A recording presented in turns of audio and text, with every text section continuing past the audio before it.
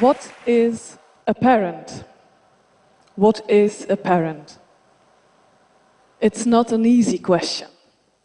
Today we have adoption, step families, surrogate mothers. Many parents face tough questions and tough decisions. Shall we tell our child about the sperm donation? If so, when? What words to use? Sperm donors are often referred to as biological fathers, but should we really be using the word father? As a philosopher and social scientist, I have been studying these questions about the concept of parenthood. But today, I will talk to you about what I learned from talking to parents and children. I will show you that they know what matters most in a family, even though their family looks a little different. I will show you their creative ways of dealing with tough questions. But I will also show you the parents' uncertainties. We interviewed couples who received fertility treatment at Ghent University Hospital, using sperm from a donor. In this treatment timeline, you can see 2 points at which we conducted interviews. We included heterosexual couples, where the man, for some reason, did not have good quality sperm, and lesbian couples, who obviously needed to find sperm elsewhere. We also included children. I wanted to know how those children define concepts like parenthood and family. In fact, that is what I asked them, only not in that way. I drew an apple tree instead. This way I could ask abstract philosophical questions in a way that did not make them run off. So, as you can see, the apple tree is empty. And that illustrates my research approach. By designing techniques like this, I can bring as little as possible meaning and content to the interview, because I want to hear that from them. I asked them, what would your family look like if it were an apple tree? And they could take a paper apple for everyone who, in their view, was a member of the family, write a name on it and hang it wherever they wanted. And I would ask questions. Most children started with a parent or a sibling.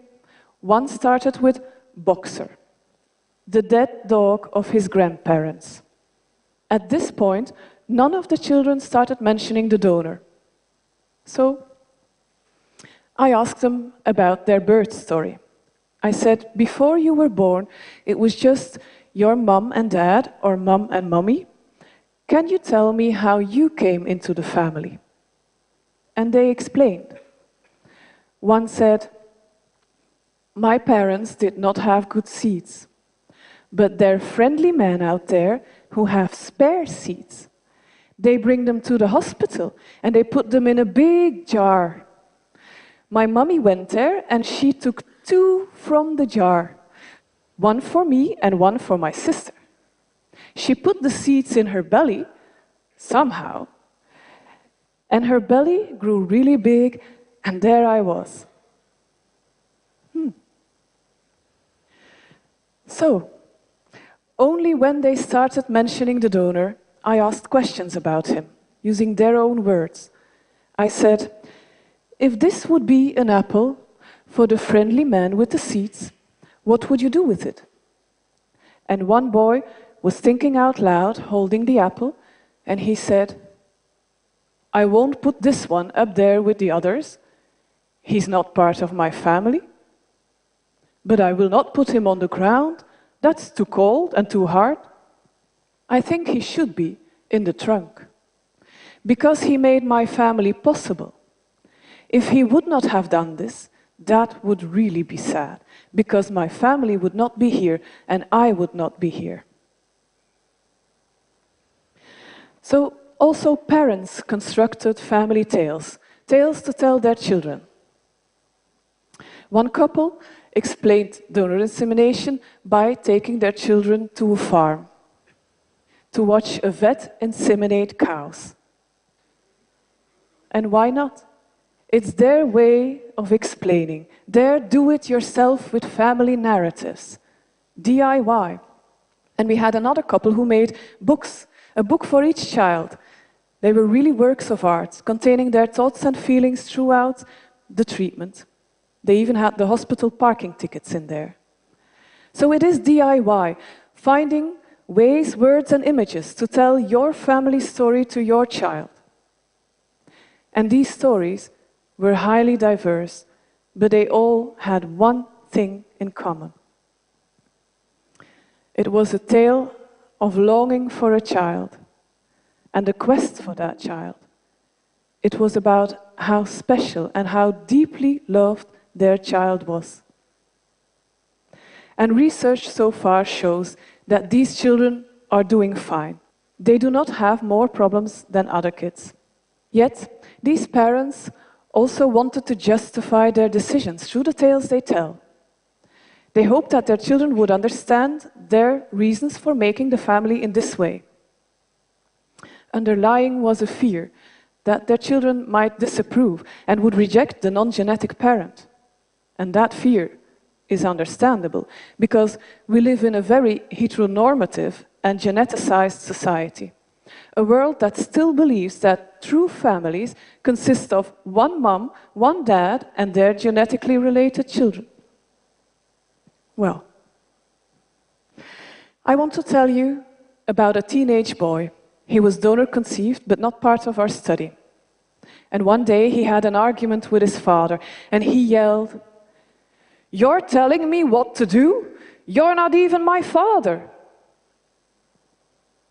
That was exactly what the parents in our study feared. Now the boy soon felt sorry, and they made up. But it is the reaction of his father that is most interesting. He said, "This outburst had nothing to do with the lack of a genetic link. It was about puberty, being difficult.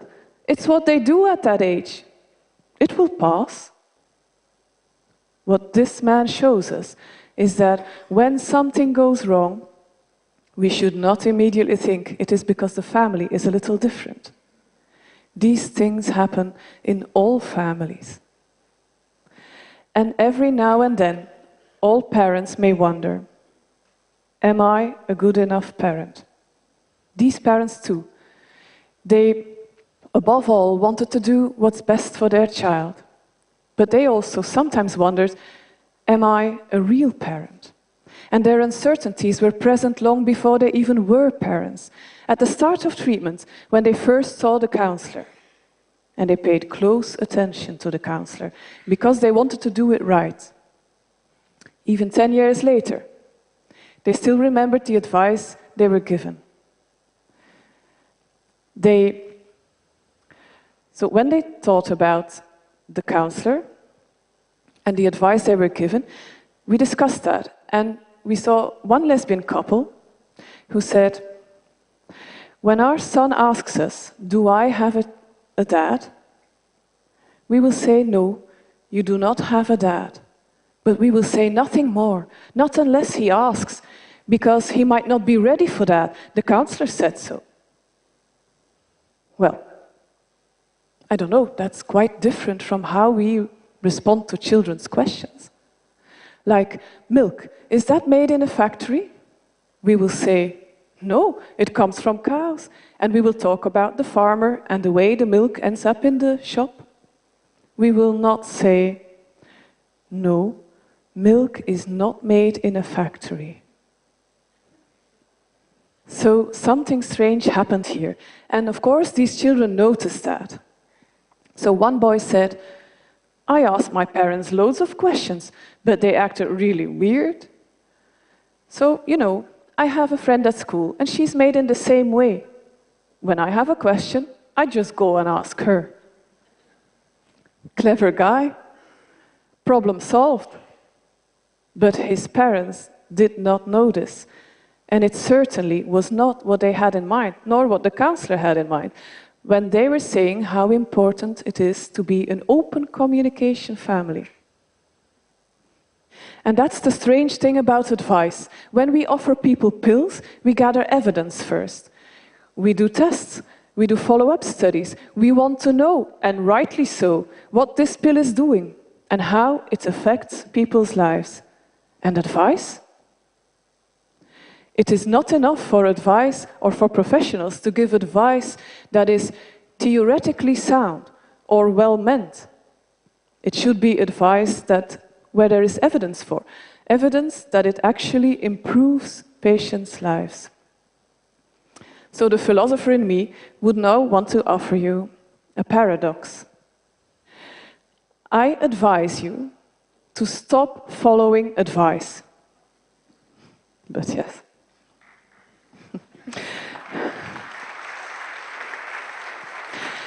I will not end here with what went wrong. I would not be doing justice to the warmth we found in those families. Remember the books and the trip to the farmer? When parents do things that work for them, they do brilliant things. What I want you to remember, as members of families, in no matter what form or shape, is that what families need are warm relationships. And we do not need to be professionals to create those. Most of us do just fine. Although it may be hard work, and from time to time we can do with some advice. In that case, bear in mind 3 things. Work with advice that works for your family. Remember, you're the expert because you live your family life. And finally, believe in your abilities and your creativity because you can do it yourself. Thank you.